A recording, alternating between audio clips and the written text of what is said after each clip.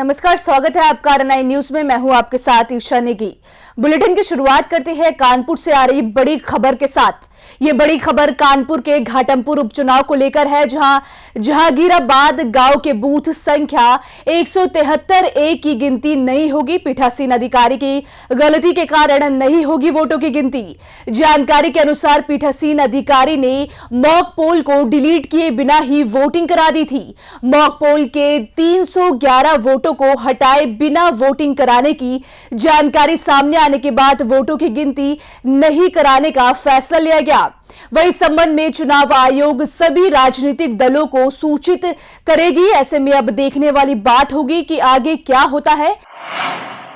आपको बता दें कि यूपी में 7 विधानसभा सीटों पर हुए उपचुनाव के वोटों की गिनती में बीजेपी का पलड़ा भारी दिख रहा है। रुझानों में बीजेपी 5 सीटों पर आगे चल रही है, जबकि समाजवादी पार्टी 2 सीटों पर बढ़त बनाए हुए है। इन सभी 7 सीटों पर 88 प्रत्याशी चुनावी मैदान में हैं, जिनकी किस्मत का फैसला चुनावी नतीजों से होगा।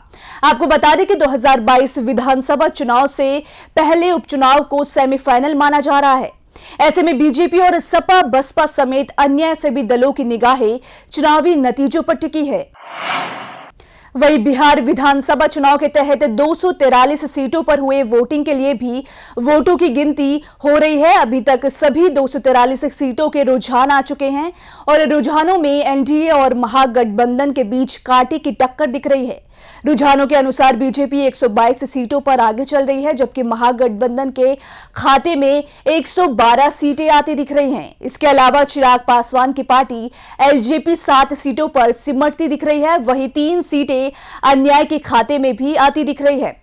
हालांकि आंकड़ा रुझानों के अनुसार है, अंतिम नतीजे इससे उलट हो सकते हैं। आपको बता दें कि बिहार में विधानसभा की कुल 243 सीटें हैं। इस लिहाज से किसी भी दल को सरकार बनाने के लिए 122 सीटों के मैजिकल आंकड़े को पार करना होगा। अब बात करते हैं कोरोना वायरस की। तो उत्तर प्रदेश में पिछले 24 घंटे में 1647 नए लोगों में संक्रमण की पुष्टि हुई है।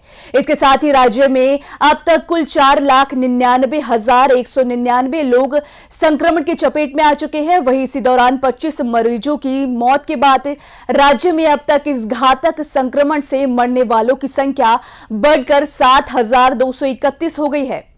हालांकि यहां अच्छी खबर यह है कि यूपी में ठीक होने वाले मरीजों की संख्या में 4.5 लाख के पास जा पहुंची है। सरकारी आंकड़ों के अनुसार पिछले 24 घंटे में लखनऊ में कोरोना के 207 नए मरीज मिले, जबकि नोएडा में 163 और मेरठ में 102 और लोगों में संक्रमण की पुष्टि हुई है। इसके अलावा मेरठ और प्रयागराज में 3-3, जबकि लखनऊ, कानपुर नगर, वाराणसी और शाहजहांपुर में संक्रमण से 2-2 मौतें हुई हैं। खबर संभल से है, जहां हिंदूवादी नेता साध्वी प्राची का एक बार फिर विवादित बयान सामने आया है। बताया जा रहा है कि साध्वी प्राची जनपद के चंदौसी में एक निजी कार्यक्रम में शिरकत करने पहुंची थी, जहां पर साध्वी प्राची ने लव जिहाद के बढ़ते मामलों पर विवादित बयान दे डाला। कार्यक्रम के दौरान साध्वी ने कहा, लव जिहादियों के लिए एट द स्पॉट सजा होनी चाहिए। साथ ही साथ मथुरा में नंद मंदिर में नमाज पढ़े जाने के मामले में साध्वी ने बयान देते हुए मामले को सोची समझी साजिश बताया है। देखिए, इस बारे में मेरी बातचीत हुई पालघर की घटना के बाद। ये घटनाएं बढ़ती चली गई है। कुछ लोग हैं साजिशन सरकार को बदनाम करने के लिए इस तरह की घटना को बढ़ावा दे रहे हैं। और क्योंकि योगी जी संत है और अच्छे संत है, तपस्वी संत है, बहुत अच्छी सरकार चल रही है, इसलिए मैं ज़्यादा कुछ ना कहती हूँ। बस मीडिया के माध्यम से योगी जी से निवेदन करूँगी कि उत्तर प्रदेश के अंदर बहुत अच्छा शासन चल रहा है और मैं समझती हूँ कि इस समय उत्तर प्रदेश के लोग सुकून से तो है, लेकिन थोड़ा सा अधिकारियों से सरकार न चला के कार्यकर्ताओं की सलाह भी ली जाए और संतों की रक्षा भी की जाए। वहीं देवरिया में राष्ट्रीय विधिक सेवा दिवस के मौके पर शपथ ग्रहण समारोह का आयोजन किया गया। बताया जा रहा है कि इस मौके पर न्यायाधीश ने लोगों को शपथ दिलाई। बता दें कि नागरिकों के लिए निष्पक्ष और न्याय के लिए जागरूकता फैलाने के उद्देश्य से कार्यक्रम का आयोजन किया गया। इस दौरान जिला विधिक सेवा प्राधिकरण के सचिव न्यायाधीश शिवेंद्र कुमार मिश्र ने बताया कि समाज के गरीब और कमजोर वर्गों को सहायता और समर्थन प्रदान करने के लिए राष्ट्रीय विधिक सेवा दिवस कार्यक्रम की शुरुआत की है। आज राष्ट्रीय विधिक सेवा दिवस है। प्रत्येक वर्ष 9 नवंबर को राष्ट्रीय विधिक सेवा दिवस मनाया जाता है पूरे भारतवर्ष में। आज जनपद देवरिया में भी ये चीज़ मनाया गया और जागरूकता था, आज अभियान था कि हम सब लोगों को भी जागरूक करें कि इस अभियान में शामिल हों कि हमारी भावना सेवा की होनी चाहिए, हमारी भावना अपनत्व की होनी चाहिए, लगाव की होनी चाहिए। दूसरा ये है कि हम महिला सुरक्षा के लिए, बालकों के श्रम को रोकने के लिए, किसी कार्य में अपना श्रमदान करने के लिए, साफ सफाई के लिए, महिला सुरक्षा के लिए समाज आगे आए और एक बेहतर भारत बनाने में अपना योगदान करे। आगरा के बाहा में दबंगों की दबंगई का मामला सामने आया है। बता दें कि पूरा मामला थाना बाहा क्षेत्र के अंतर्गत बटेश्वर के मई गांव के पास के आश्रम का है, जहां दबंगों ने अज्ञात कारणों से आश्रम की झोपड़ी में आग लगा दी। वही आग की सूचना मिलते ही ग्रामीणों ने कड़ी मशक्कतों के बाद आग पर काबू पा लिया। आपको बता दें कि आश्रम के साधु संतों का आरोप है कि दबंग आए दिन उनसे गाली गलौज और अभद्रता करते हैं, जिसके कारण सभी साधु संत आश्रम छोड़ने को मजबूर हो गए। वहीं इस मामले में परेशान पीड़ित संतों ने पुलिस को मामले में पूरी सूचना दी, जिसके बाद पुलिस ने जल्द कार्रवाई करने का आश्वासन दिया। रात दिन में कोई लोग थे तो उन्होंने गाली गलौज करके गए। अच्छा। तो हमने कि उनके पिता के पास में जाऊं कि भैया जी गाली गलौज काहे के करके गया। अच्छा। मई के। अच्छा। हाँ, तो वहाँ पर 50-100 लोग इकट्ठे हो गए मोहल्ले में। अच्छा। तो उनसे हमने कहा भैया जी गाली गलौज करता है क्यों? तो उनके सामने भी उन्होंने कस के गाली गलौज किया। उनका पिताजी वन विभाग में भर्ती है। अच्छा। तो हमने उनसे फ़ोन किया, मैंने कि भैया तुम्हारा बेटा वहाँ पर गाली गलौज करके आया और यहाँ पर भी गाली गलौज कर रहा है। और ये कह रहा है यहाँ से बाबा भाग जाना, सवेरे दिखाई नहीं देना। तो लोगों ने कहा बाबा इसके मुँह मत लगो, ये दारू पिए, तुम अपने आश्रम पे जाओ। वही आजमगढ़ में पुलिस की कार्रवाई से पटाखा कारोबारियों में हड़कंप मच गया। बता दें कि मुकेरीगंज मोहल्ले में मुखबिर की सूचना पर पुलिस ने दुकान में छापेमारी की। वहीं पुलिस द्वारा छापेमारी में पुलिस ने लाखों का माल जब्त करते हुए पटाखा विक्रेताओं को हिरासत में ले लिया है। साथ ही साथ कारोबारियों से हुई पूछताछ के आधार पर पुलिस ने नए ठिकानों पर दबिश देनी शुरू कर दी है।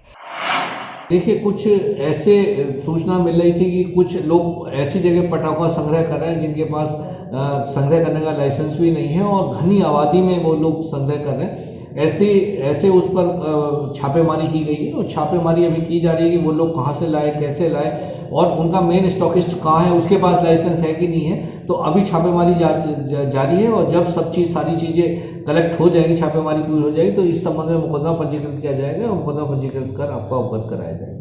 कितना माल होगा? देखिए, जैसा कि मैंने बताया कि अभी छापेमारी कुछ माल मिला है, कुछ की छापेमारी अभी की जा रही है, तो अभी बता पाना, समअप कर पाना मुश्किल है कि कितना कैसे पकड़ा गया, क्योंकि जब मुकदमा कायम होगा तो जो सारी चीज़ें टोटल छापेमारी के दौरान होंगी वो कलेक्ट की जाएगी और उसके आधार पर मुकदमा पंजीकृत।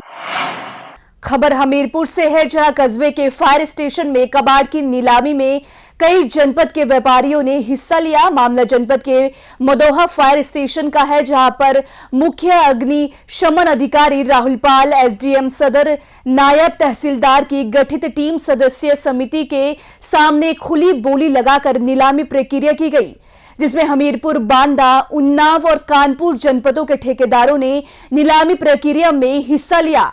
बता दें कि नीलामी में अशोक लीलैंड गाड़ी की कीमत 85,000 से शुरू हो गई थी, जो बांदा के महबूब खान ने 1 लाख रुपए की बोली लगाकर अपने नाम कर ली, जबकि टायरों को और पाइपों सहित कबाड़ की सरकारी निर्धारित कीमत 2,000 रुपए निर्धारित की गई थी, जिस पर बोली बढ़ते हुए 8,000 रुपए में बांदा के ही महबूब खान ने अपने नाम कर ली। वह इस मौके पर सभी ठेकेदारों ने नीलामी की निष्पक्षता की सराहना भी की है। फायर ब्रिगेड ऑफिस में एक पुरानी गाड़ी है लीलैंड फायर ब्रिगेड की, वो बेकार हो चुकी थी, काम नहीं कर रही थी, उसे कंडम कराकर उसके नीलामी की कार्रवाई की गई। 85,000 उसका मूल्यांकन कमेटी द्वारा किया गया था, खुली नीलामी की गई जिसमें 16 लोगों ने भाग लिया था और 1 लाख रुपये में उसकी नीलामी की गई। इसी प्रकार से कुछ छोटे छोटे पार्ट बेकार की पाइपें जो बिल्कुल निष्प्रयोज हो चुकी थी, उसकी भी नीलामी 8,000 रुपये में की गई है। वहीं यूपी में आगामी त्योहारों को देखते हुए पुलिस ने कमर कस ली है। इसी कड़ी में पीलीभीत में आबकारी विभाग और पुलिस की संयुक्त टीम ने नकली शराब पर ताबड़तोड़ छापेमारी की। पूरा मामला बिलसंडा थाना क्षेत्र के करेली चौकी का है, जहां पुलिस की संयुक्त टीम ने छापा मारकर घर में पैक किए हुए अवैध शराब बरामद की और साथ ही साथ 2 आरोपियों को गिरफ्तार कर लिया और दोनों आरोपियों पर मामला दर्ज कर कार्रवाई शुरू कर दी है।